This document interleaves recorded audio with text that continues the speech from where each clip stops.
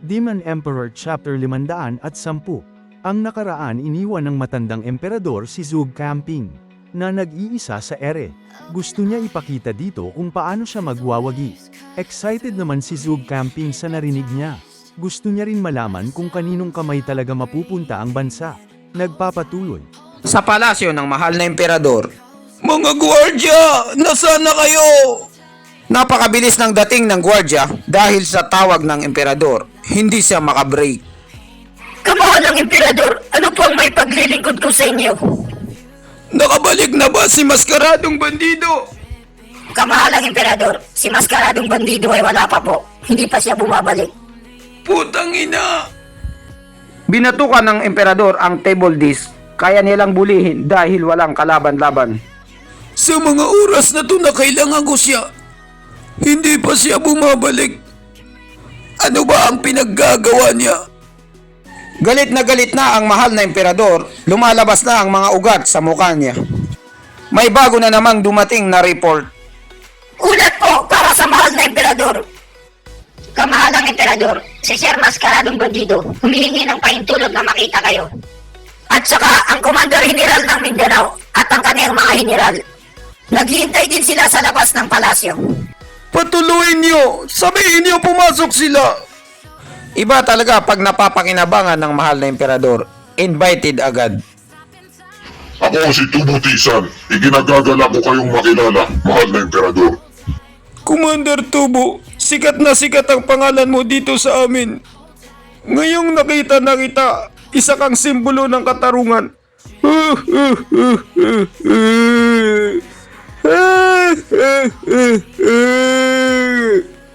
Sip-sip talaga ang mahal na emperador, parang katrabaho mo lang. Commander Tubo, anong nangyari sa bandang huli? Natapos mo na ba ng maayos? Biglang naging seryoso ang mukha ng emperador. Medyo kinabhan si General Tubo sa pagkabigla. Ito ang pinakahuling laban sa pagitan ni Ama at Dugusan. Kanya-kanya silang bulong ng marites sa sarili nila. Nahihiwagaan din ako kung anong naging resulta ng laban sa pagitan ni Commander at Dugusan. Si Maskaradong Bandido ang bumasag ng katahimikan. Kamahalang emperador, ako ang tumapos kay Dugusan. Sekreto ko siyang sinaksak patalikod. Napalingon na lang ang mahal na emperador kay Maskaradong Bandido dahil nakapogi points siya sa kanya. Kaso bigla na lang nagpakita doon si Chupa. Siya ang naging bagong general ng hukbo ni Dugo at isinama niya patakas ang naghihirap ng mga sundalo. Tumataas na naman ulit ang blood sugar ng mahal na emperador. High blood na naman siya dahil lumalabas na naman ang mga ugat sa mukha niya. Ang pisting pasaway na yun, kinuha niya ang hukbo ni Dugo. Isa itong masamang balita, napakalakas niya na. Pero ngayon, mas lalo pa tayong mahihirapan sa kanya ngayon. Bakit di mo siya pinigilan? Nakatunganga ka lang ba? Hinayaan mo siyang makaalis? O kahit yung hukbo na lang ni Dugo? Nagsimula na silang magsisihan, parang sa rank game lang ng Mobile Legend.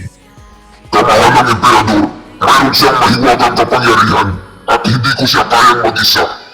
Hindi ko alam kung paano ko siya lalabanan. Natatakot pa sa kanya ang mga alagang hayop ni Tubo. At ginawa pa niyang hostage si Commander Tubo. Nakapikit na lang si Commander Tubo. Hiyang-hiya na siya, hindi makapagsalita dahil sa pinagsasabi ni Maskaradong Bandido sa harap ng emperador. Nakakahiya sa harap ng emperador. They are slapping my face. Daddy, sinaktan ka ba nila? Nagpapanggap lang siyang matapang, pero hindi niya ako kayang saktan. Ganito niyo ba protektahan ang commander natin?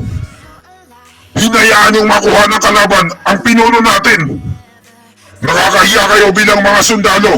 Mag-resign na lang kayo. Ang batang iyon, may pambihira siyang kakayahan. Sa oras ng kaguluhan, wala ka ring magagawa. Para sa lalaking bastos na katulad mo na mahina ang pandinig, hindi mo pa kasi siya nakakaharap sa laban. Sinong nagsabing hindi ko pa siya nakakaharap sa laban? Ako at saka si JB. Pinalibutan namin siya. Tatlo laban sa isa. Kahit ganun pa ang sitwasyon, si JP nagtamo ng matinding pinsala. At mahigit isang buwan siyang nagpagaling. Lalong kinilabutan si General Tubo sa mga narinig niya.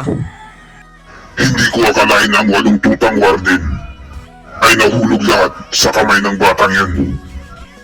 Kamahalang Emperador, sino ba ang hinayupak na yun? Paano nangyaring hindi namin alam na may isa palang mahusay na dalubhasa dito sa Luzon? Ama, hayaan mo akong magpaliwanag sa'yo. Matagal na rin kasi ako nag-staycation dito sa Luzon. Mahigit isang buwan na ngayon at pinaimbestigahan ko na siya. Si Chupa ay nanggaling sa mahirap na pamilya lang at ipinanganak siyang alipin. Nung nasa bingit na ng katapusan ng kanilang angkan, yun ang mga naging kaso. Si Chupa ay isang tuso na walang hiyang tao. Sadista na parang lobo. Ahas na nagbabalat tao. Malaki na parang dragon. Scammer at babaero pa. Nagyayabang siya pag may pagkakataon. Kinukuha niya lahat ng pwede niyang makuha. Isa siyang fame whore. Pero sa kalooban niya, napakasama ng pag-iisip niya. Naghihintay siya ng pagkakataon para saksakin ka patalikod. Tama ka sa lahat ng mga sinabi mo. Siya ang naging pinakamalaking hadlang at tinik sa lalamunan ko. Alam ko kakaiba siya, pero hindi ko akalain na napakasahol niya, mas masahol pa sa hayop. Kailangan ko pang lalong maging mas maingat sa kanya, kumpara kay Dugusan. Sa bandang huli, humihingi ako ng tulong kay Commander Tubo kung pwede siyang magmarcha sa Wingasa City. Pero, kamahalang Emperador, kakarating lang namin sa Kapitolyo ng Imperyo. Hindi pa kami nakakapagpahinga, wala pa kaming almusal, paano nang hukbo ko? Pero ang batang yon ay mapandin lang din. Ginagamit niya ang aking pangalan para makakalap ng maraming tao. Hindi ko siya kayang kasuhan dahil marami nang nakakita sa inyo dito sa Luzon. Kapag pinatagal pa natin ng mga sandali, magkakaroon pa siya ng ilang milyong sundalo.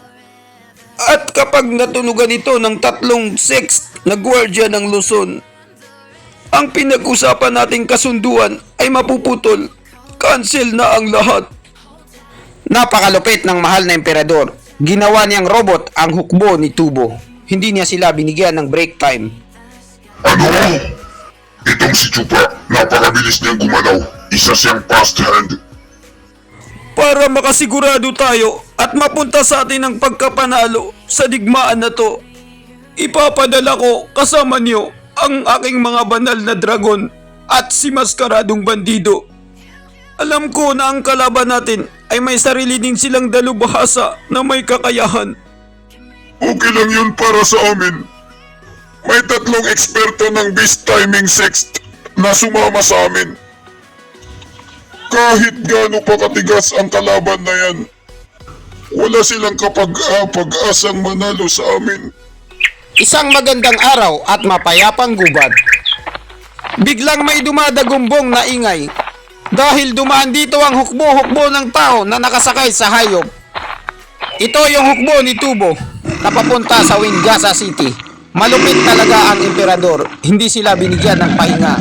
Ginawa silang hayop na parang kalabaw. Kung ako yan ay nag-resign na ako dahil puro OT na lang. Sa wakas, nakarating na rin sila sa labas ng Wingasa City.